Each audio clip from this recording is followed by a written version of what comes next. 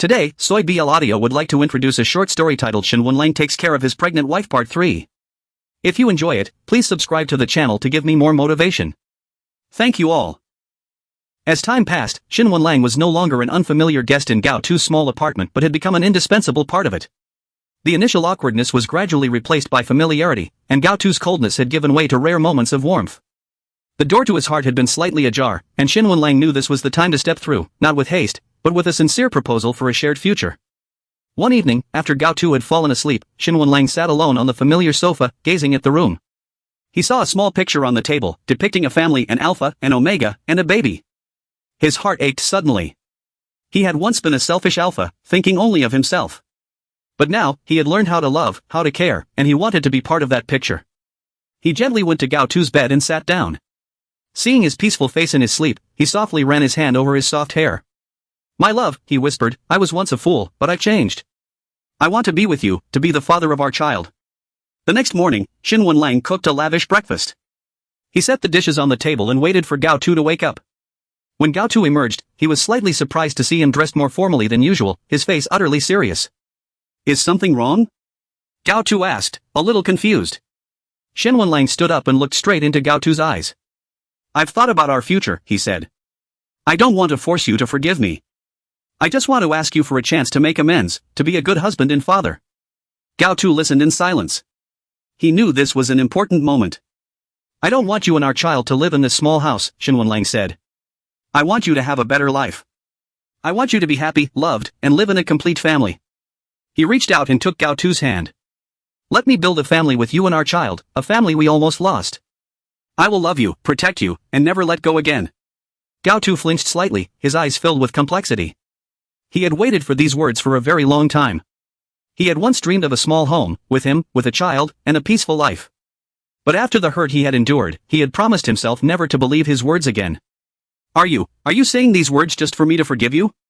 Gao Tu asked, his voice full of doubt. "No," Shen Wenlang replied, his voice full of sincerity. "I don't need your forgiveness. I just need you to give me a chance. I've learned how to love, how to care, and how to become a mature man. I've changed because I know you deserve genuine love, a man who can protect you and our child." Gao Tu looked into Shen Wenlang's eyes, and he saw the sincerity there. He saw the regret, the pain, and also the love. He was no longer afraid. He knew Shen Wenlang was no longer an arrogant alpha, but a mature man, a man worthy of his love. I don't know," Gao Tu said, his voice hesitant. "I need time." Shen Wenlang said nothing, just nodded gently. He knew the road ahead was long, but he was ready to walk it. Gao Tu didn't say he would agree, but he also didn't refuse. He had given him a chance, even if it was a very small one. And Shen Wenlang knew he would use everything he had to prove he was worthy of that chance. In the days that followed, Shen Wenlang completely became a family man. After work, he didn't bother with pointless social engagements. All his focus was on Gao Tu and the baby.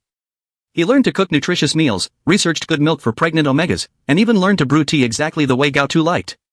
He did all of this meticulously, carefully, without a single complaint. Shen Wenlang's transformation surprised Gao Tu a little.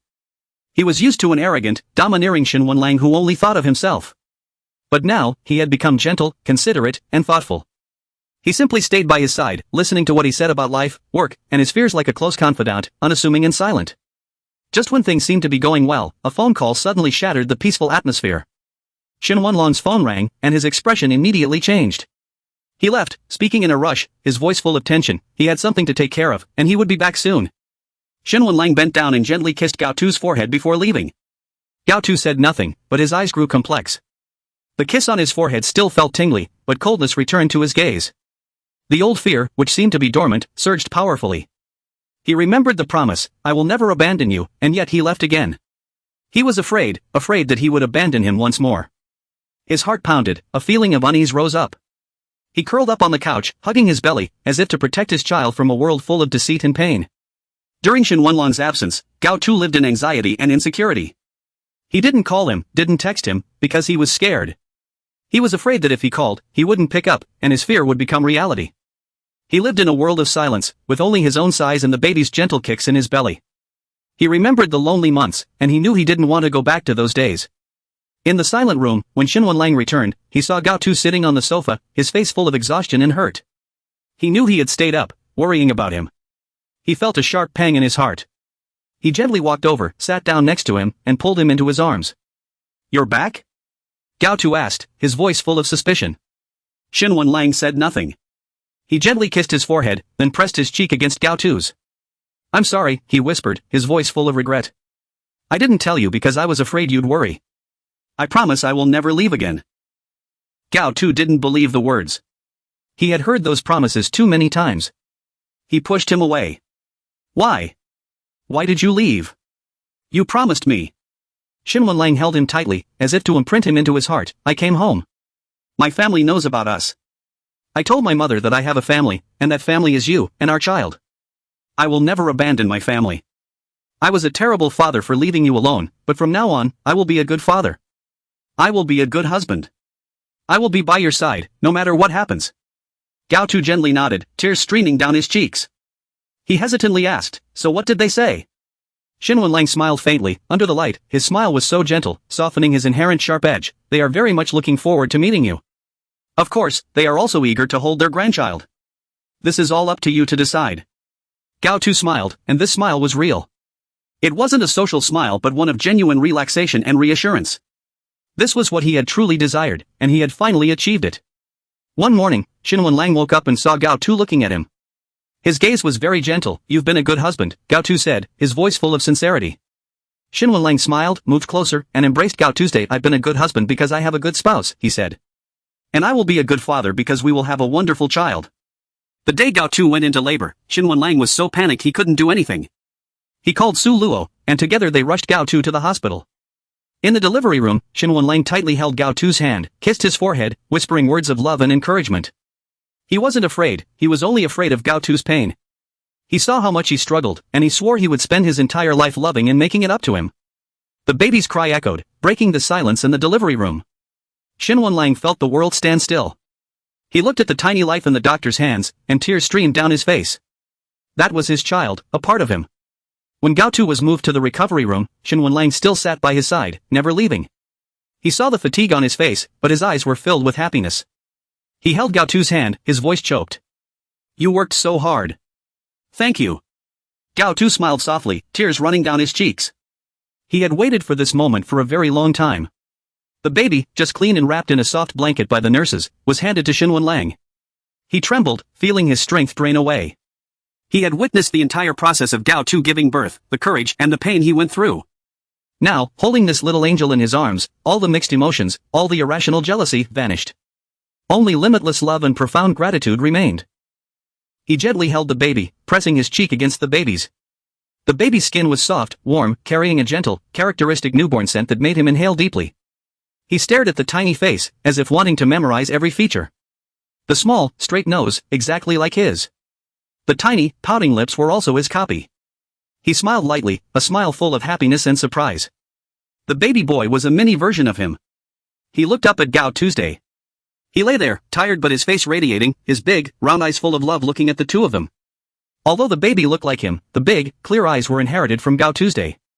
He smiled, a warm smile, and Gao Tu returned it with a happy smile. Just then, Shen Wenlang's parents entered the room. Father Shen, a quiet, serious man, looked at Shen Wenlang holding his grandchild, his eyes filled with gentleness. He patted his son's shoulder softly, his voice full of pride. "You are a father now. Take good care of your family." Mother Shen couldn't hold back her emotion. She walked over, reaching out to gently take the baby. "My grandson, you are so adorable," she said, her voice full of tenderness. "You look very much like your father, but you have your other parent's eyes," she said, turning to look at Gao Tuesday. "Thank you. Thank you for giving our family this little angel." The weak Gao Tu smiled, he felt truly satisfied with his current happiness. Shen Wenlang slowly took out a ring from his jacket pocket, a ring he had prepared for a long time. He knelt beside the bed, looking into Gao Tu's eyes, his voice trembling. "Gao Tu," he said, "I was once a fool, but I've changed. I've learned how to love, how to care, and I know you are everything to me. I can't live without you and our child. Let me take care of you both, give me the chance to be your husband, and the father of our child." Gao Tu looked into Shen Wenlang's eyes, and he saw the sincerity there. He saw the regret, the pain, and also the love.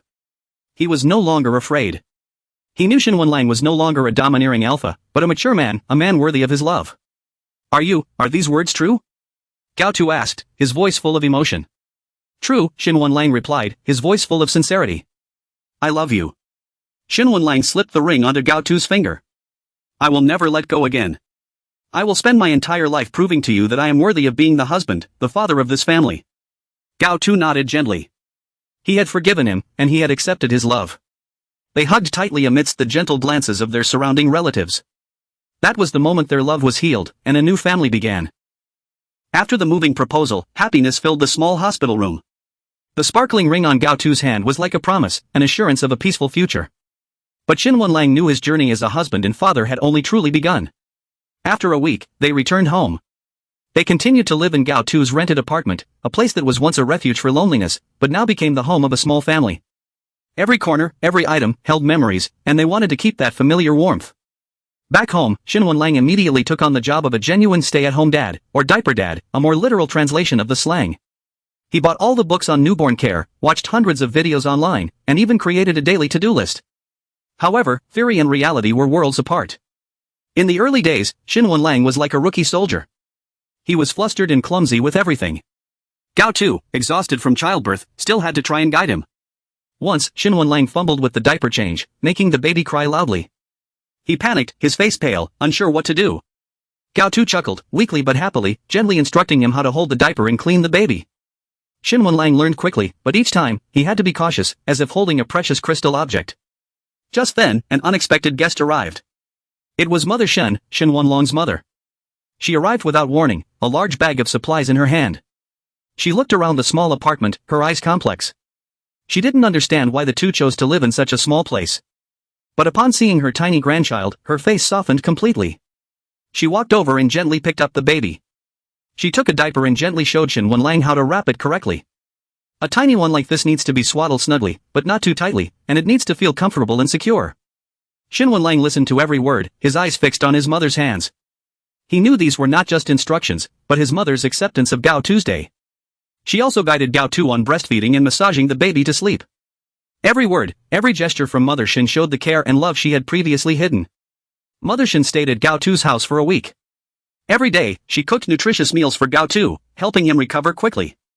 She also helped them care for the baby so the couple could rest. She witnessed her son's maturation, from a cold, indifferent man to a dedicated husband and father. She also saw Gao Tu's sacrifice and resilience, and she tacitly accepted him as a member of the family. Once, Shen Wenlang saw Mother Shen silently sitting in the living room, gazing at his sleeping son. He gently approached and sat beside her. "Mom, have you accepted him?" he asked. Mother Shen said nothing, just nodded. "You know," she said, her voice full of emotion. "This baby, he changed me. I once thought that wealth and power were everything. But now, I understand that a family, a grandchild, that is everything." She reached up and gently stroked Shen Wenlang's head, a gesture she hadn't made in years. Shen Wenlang, a tall man, immediately felt like the small child he once was to his parents. He felt truly happy that he had his large family, including his partner, his child, and his parents. In the days that followed, Shen Wenlang's life was a continuous effort to become a genuine stay-at-home dad. Once, the baby woke up in the middle of the night, crying loudly because of a wet diaper. Shen Wenlang panicked, clumsy with his hands and feet. The baby cried louder and louder, the piercing sound tearing at his heart. Instantly, an alpha instinct surged. He picked up the baby, gently pressing him against his chest. A familiar scent of sandalwood, his own scent, gradually diffused. Gentle, strong, and safe. Soothed by the calming scent from his same-species father, the little alpha's crying immediately ceased. His clear eyes opened wide, seemingly drawn to that source of strength. A delicate, fresh lemon scent, characteristic of a little alpha, faintly wafted out as a response, an undeniable blood bond.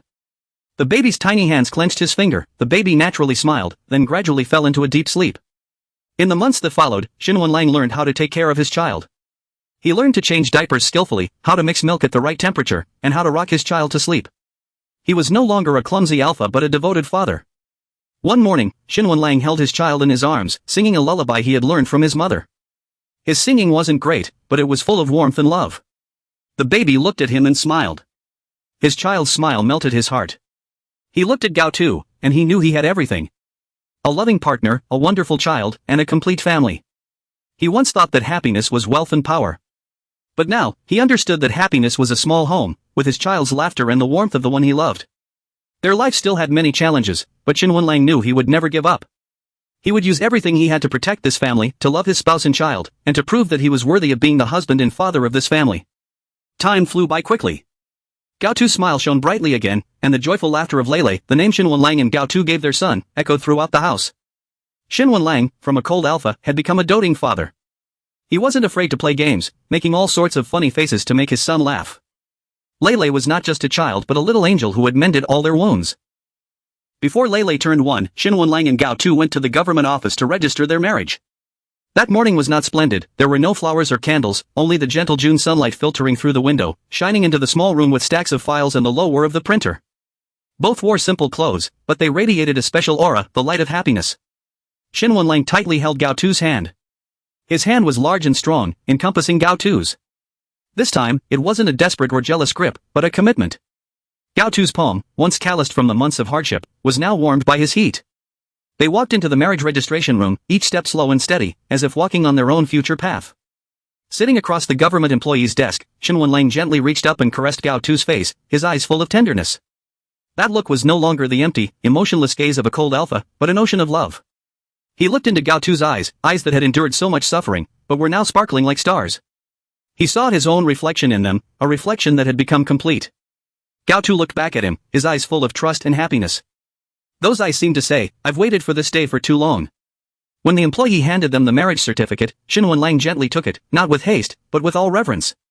He looked at his name and Gao Tu's name printed on the paper, and he knew this was not just a piece of paper, but an affirmation, a commitment to a complete life. Shen Wenlang squeezed Gao Tu's hand, his lips curving into a soft smile, and his voice full of sincerity. "You are my spouse now." Gao Tu did not hesitate. He reached up, gently caressing his cheek, and said, "You are my husband too." Those words were not just an affirmation but an acceptance. They belonged to each other, not because of a child, not because of an instinct, but because of love. They were no longer two lone individuals, but a family, a unified entity. Afterward, Shen Wenlang began planning a lavish wedding to make up for all the suffering Gao Tu had endured. He rented a luxurious hotel, decorating everything in the style Gao Tu loved. He wanted their wedding to be not just a ceremony, but a real-life fairy tale. On the wedding day, the sky was clear and the sun was bright, as if blessing their happiness. Gao Tu, in a pristine white suit, stood before the mirror, his eyes radiant. Although he was a parent, his beauty had not faded. Shen Wenlang, in a stylish black suit, stood beside him, admiring his partner. He reached up, gently caressing his cheek. "Today, you are the most beautiful," he said, his voice full of love. The ceremony took place in the garden, in a romantic setting, filled with the scent of flowers and candlelight. The guests included their closest friends. Hua Yong, in a stylish suit, stood beside Shang Xiaoyu, who was holding a healthy, adorable baby boy. The two smiled radiantly at each other, happy that their friends had finally found each other. Su Luo stood in a corner, watching Shen Wenlang and Gao Tuesday. He felt like a truly talented matchmaker who had helped them unite. While he was lost in his thoughts, he didn't realize a beautiful woman was watching him intently. Perhaps we are about to have another good story. Shen Wenlang and Gao Tu's former colleagues also attended, everyone happy for the couple's happiness. Both sets of parents were present, and the atmosphere was joyful and warm. As for Gao Tu's family, they were initially not fond of Shen Wenlang, but seeing their healthy, adorable grandchild and Shen Wenlang's sincerity, they reluctantly accepted him. They blamed Gao Tu for not telling them sooner, but they also understood his fear of worrying them. Mother Shen and Mother Gao busied themselves playing with the small grandchild. Baby Lele was like a little angel today, wearing a white suit with a deep red rose pinned to his chest. His small, fair, plump face, accompanied by soft hair, made every guest want to kiss him. With everyone's different expressions, he grinned, his personality a mystery as to who he resembled. When it came to the moment of exchanging rings, Lele, the 1-year-old little angel, sat on his grandmother's lap, his tiny hands waving, happily watching his two fathers. Shen Wenlang took the ring and gently placed it on Gao Tu's finger. The ring sparkled on his hand, a testament to eternal love. Then Gao Tu took the other ring and placed it on Shen Wenlang's finger. Once they had exchanged rings, Shen Wenlang couldn't hold back. He leaned down and gave him a passionate, deep kiss. Applause erupted, along with warm wishes. Shen Wenlang and Gao Tu had a complete wedding, not just formally, but emotionally. They had overcome all misunderstandings and difficulties to find true happiness. They were no longer a lone alpha and omega but a family, a unified entity. This ending is not a fairy tale. It is a story about love, forgiveness, and healing. Shen Wenlang and Gao Tu, along with their little son, Lele, lived a happy, peaceful life. They proved that love can conquer all, as long as two people hold hands and never give up. And so, this is the end. If you enjoyed it or have any feedback, please leave a comment to let me know. Goodbye, and see you again.